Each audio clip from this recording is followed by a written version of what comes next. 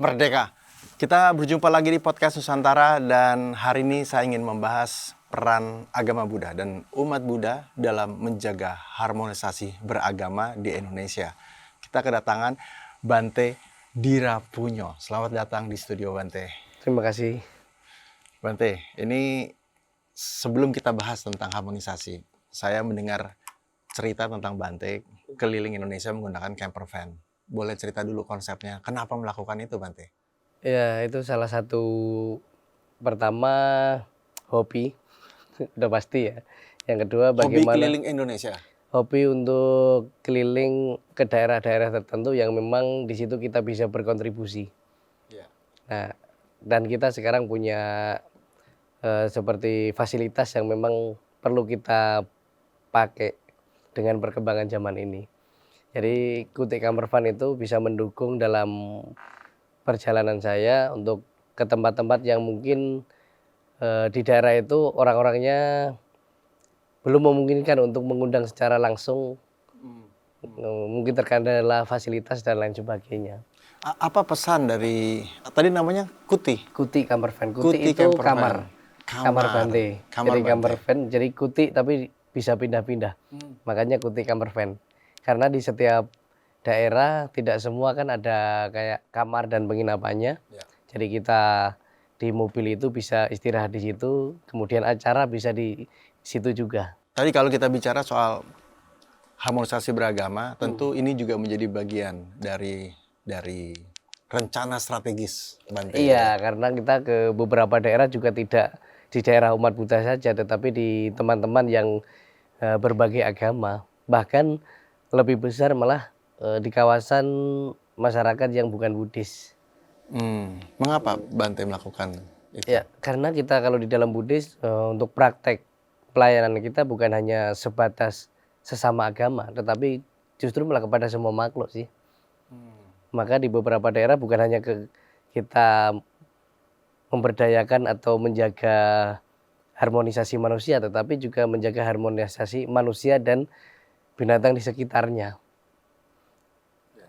Ataupun di konflik tempat-tempat yang konflik antara manusia dan binatang yang dilindungi, itu juga ada juga di Indonesia kan. Jadi itu menjadi salah satu pesan utama ketika Iya, Bante keliling. Iya. Bentuknya seperti apa Bante? Apakah mobil parkir, lalu katakanlah kalau tadi bukan pada umat Buddha tentunya, lalu ketemu dengan masyarakat, ketemu Iya. di tempat ibadah kah atau tempat terbuka? Kebanyakan di daerah-daerah tertentu kita ada komunitas-komunitas pemuda dan di situ sering mengadakan kegiatan-kegiatan seperti diskusi, sharing, kadang juga dengan pencinta alam, kesenian, kebudayaan.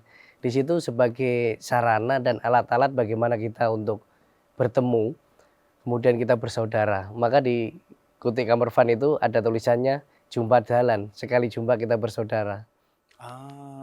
Saya membayangkan Bante datang ketemu sama kelompok pemuda atau datang mungkin di komunitas pesantren gitu ya, terus ngobrol. Yes, Itu ada juga. indah sekali ya Bante. Iya, karena kita sebenarnya di beberapa daerah kita diinginkan kehadirannya, namun mereka enggan untuk mengundang karena mungkin terkendala oleh ya budget atau fasilitas. Ya, pasti sering ditanya berapa biayanya, terus mereka Nah, kalau canggung kita ya.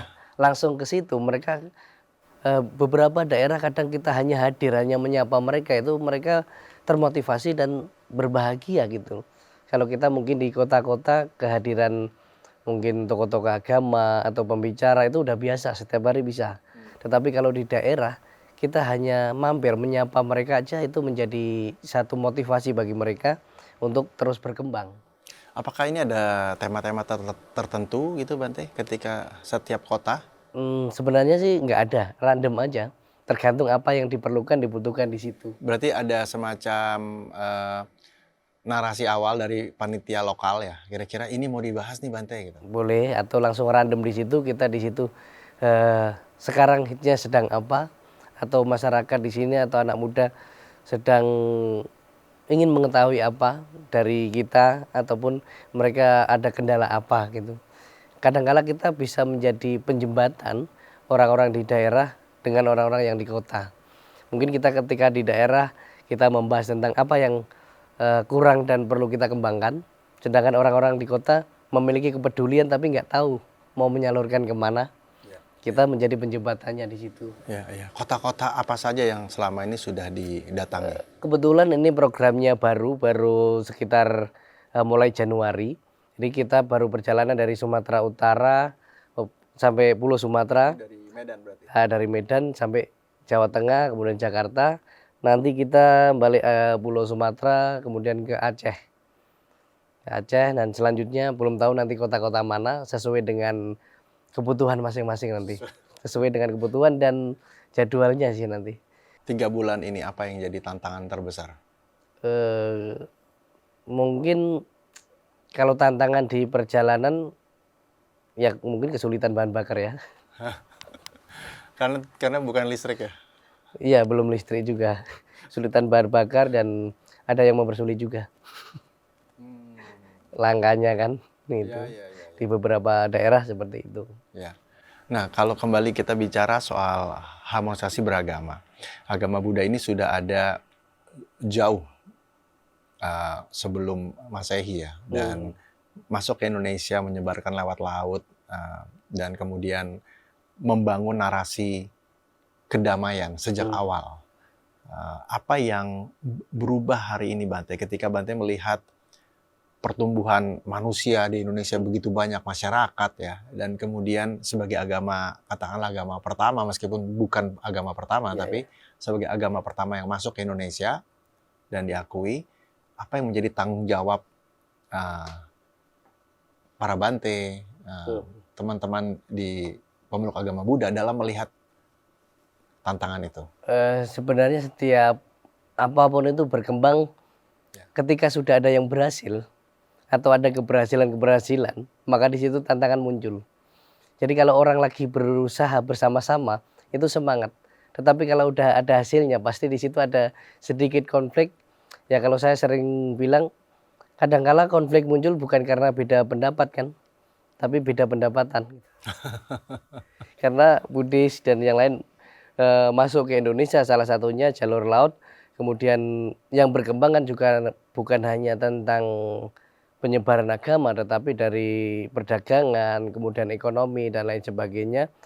Ya, kita melupakan dasar awal itu bahwa agama ikut serta masuk ke Nusantara ini dengan berbagai kultur, yaitu tentang ekonomi, kemudian tentang sosial juga muncul. Maka di masyarakat sekarang itu tantangan kita adalah bagaimana kita kembali ke akar kita, tujuan kita beragama. Tujuan kita beragama waktu itu untuk membangun bagaimana peradaban supaya lebih baik. Ketika banyak agama berkembang dan mungkin salah satunya Buddhis, bagaimana untuk kembali ke akar dasar bahwa agama itu untuk memperbaiki atau untuk membangun peradaban yang lebih baik. Ya. Maka harus ada kontribusi secara moralitas, secara ekonomi juga, secara sosial juga, agar tidak muncul kecemburuan sosial gitu. Ya. Nah, apa peran dari para pemuka agama Buddha ya dalam menjaga nilai-nilai itu, Bante? Salah satu peran adalah bagaimana kita berkomunikasi baik di masyarakat, tidak terlalu menutup diri, karena banyak permasalahan muncul kan ketika orang salah menilai, salah pandang, sedangkan kita tidak pernah menjelaskan yang sebenarnya. Jadi kadang-kala orang tidak suka dengan kita bukan karena kita salah, tapi karena mereka tidak tahu. Itu salah satu mengapa Bante keliling dengan campervan. Iya, salah satunya biar mereka ada kesempatan waktu bertanya secara langsung, tidak mendengar dari cerita orang saja. Kalau hanya mendengar dengan cerita orang kan namanya juga cerita. Ya kalau cerita sampai mana-mana kan bertambah. Ya, kalau uang kan berkurang. Ya. Dari perjalanan itu ya, sekalian kita berkelindan dengan diskusi soal harmonisasi. Ya. Seringkali tadi Bante sudah sampaikan ada keengganan untuk mengundang seorang Bante karena konsep tertutup tadi ya. Itu Bante bisa rasakan kah di daerah? Mungkin di tempat-tempat tertentu masih ada, karena mungkin tergantung kita para bantenya atau para pemuka agama bagaimana kita bisa menyesuaikan dengan kultur kebudayaan, bahkan bahasa, bahkan mungkin komunikasi kita dengan anak-anak muda terkhusus. Kalau dulu kesannya kan anak-anak muda kalau ketemu Bante itu takut ya, takut atau segan atau gimana, karena menempatkan terlalu tinggi atau terlalu berbeda sekali. Maka kita membangun komunitas bagaimana saya seorang Bante, tetapi saya juga masih manusia gitu. Kita juga harus benar-benar mengenal bahasa yang dipakai mereka agar bisa lebih mudah dipahami dan mereka nggak salah paham.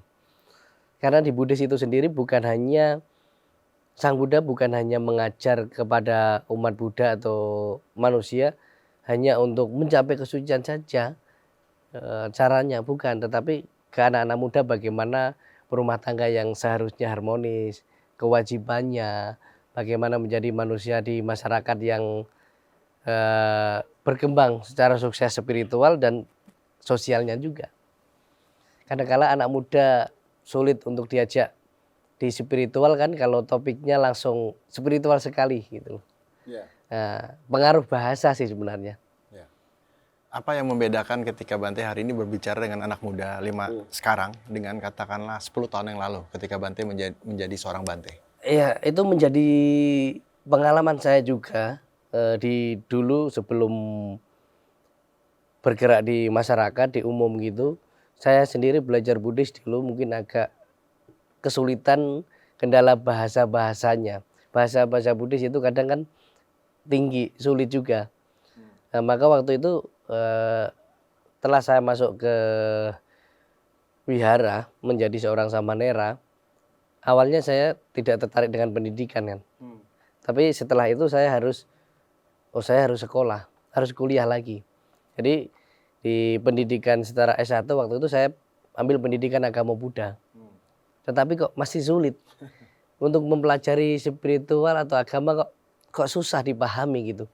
Setelah saya teliti-teliti ternyata bahasa yang dipakai atau bahasa yang kita pakai di keagamaan ini masih bagus sekali. Maka waktu itu saya meneruskan pendidikan, mengambil S2, sengaja mengambil sastra bahasa dan bahasanya bahasa Indonesia. Nah, disitulah bagaimana saya berusaha untuk membuat materi-materi yang dari kitab-kitab Buddhis ke bahasa masyarakat, bahkan bahasa yang benar-benar dipakai di pasaran yang mereka itu bahkan nggak sadar bahwa itu dari kitab suci gitu. Tetapi masyarakat bisa mempraktekkan dengan manfaat yang besar tanpa harus menjadi Buddhis. Saya melihat saya katakan fenomena tapi bukan fenomena, tapi keinginan untuk menyampaikan pesan ini dalam bahasa yang lebih sederhana. Ini dilakukan juga sekarang ini karena sosial media dan lain-lain di berbagai penggiat agama, pemuka agama, termasuk katakanlah Habib Jafar dan lain-lain. Bante melihat ini ada semacam panggilan bersama-sama mungkin ya secara spiritual untuk kemudian menyampaikan pesan ini kah gitu? Iya, karena ketika kita sadar, kita juga harus sadar diri. Kadang-kala kan kita ketika ada kemerosotan secara spiritual atau secara keagamaan, kita hanya protes tapi kita nggak berproses. Kita terlalu nyaman hanya menikmati warisan, tetapi kita bukan mengais, bukan menciptakan hal yang baru. Maka kita harus ada inisiatif supaya generasi kedepannya juga masih bisa mempraktekkan agama-agama itu sendiri untuk cara hidup mereka. Agar nggak terlalu kaku, nggak terlalu membuat mereka itu harus terpisah dengan kehidupan masyarakat modern. Karena sebenarnya agama-agama kan relevan dengan perkembangan-perkembangan zaman. Dan seperti saya, Habib Jafar, dan para pemuka agama lain, saya rasa mereka juga mengalami dan punya pemikiran ketika sadar dan harus sadar diri, mereka juga harus mengubah cara medianya, caranya, bukan ajarannya. Tetapi cara-cara menyampaikan ke jamaatnya, ke umat-umatnya, supaya lebih mudah dipahami. Ya. Nah, kalau Bante melakukannya dengan cara yang unik tadi, bagaimana atau apa pesan Bante terhadap umat agama Buddha sendiri untuk juga menjalankan dan menyampaikan pesan kedamaian? Kalau saya sering teringat pesan Sang Buddha kepada para biku, wahai para biku, sampaikanlah dhamma itu dengan tradisi setempat, kebudayaan setempat, bahasa setempat yang mudah dipahami agar orang nggak salah paham. Ketika kita menyampaikan ajaran agama kita masing-masing di masyarakat dengan bahasa yang dipakai, dengan bahasa cinta kasih, maka di situ orang juga akan mendapatkan hasil yang maksimal dan bisa memahami dengan baik. Saya rasa kita tidak menolak perubahan, yang terpenting itu tidak menyalahi aturan agama dan hukum negara, itu sah-sah saja. Kadangkala tantangan dan rintangan kita terlalu kaku atau terlalu menolak perubahan, ya mungkin kekhawatiran-kekhawatiran. Tetapi kita juga harus antisipasi juga kan, ketika kita melangkah, yang terpenting langkah kita tidak menakutkan orang lain. Ya, ini berlaku juga untuk umat Buddhis ya? Iya, umat Buddhis. Jangan takut melangkah, yang terpenting langkah kita nggak menakutkan orang lain. Karena hidup ini adalah tentang perjalanan, tentang perjuangan. Maka melangkah itu nggak harus cepat. Dan cepat juga nggak harus berlari. Apalagi lari dari kenyataan kan. Kita sering lari dari kenyataan ketika kita nggak bisa melakukan sesuatu yang lebih baik lagi. 3 bulan ini setelah berjalan, potret apa yang ditangkap oleh Bante dalam melihat keharmonisasian beragama ya di Indonesia secara grassroots dari bawah gitu? Belajar dari beberapa daerah yang sudah saya kunjungi, bagaimana semangat dan kebahagiaan masyarakat di kalangan mungkin perdesaan, perkampungan, dikunjungi sesosok tokoh agama. Ya mungkin mereka jarang sekali untuk mendapatkan itu.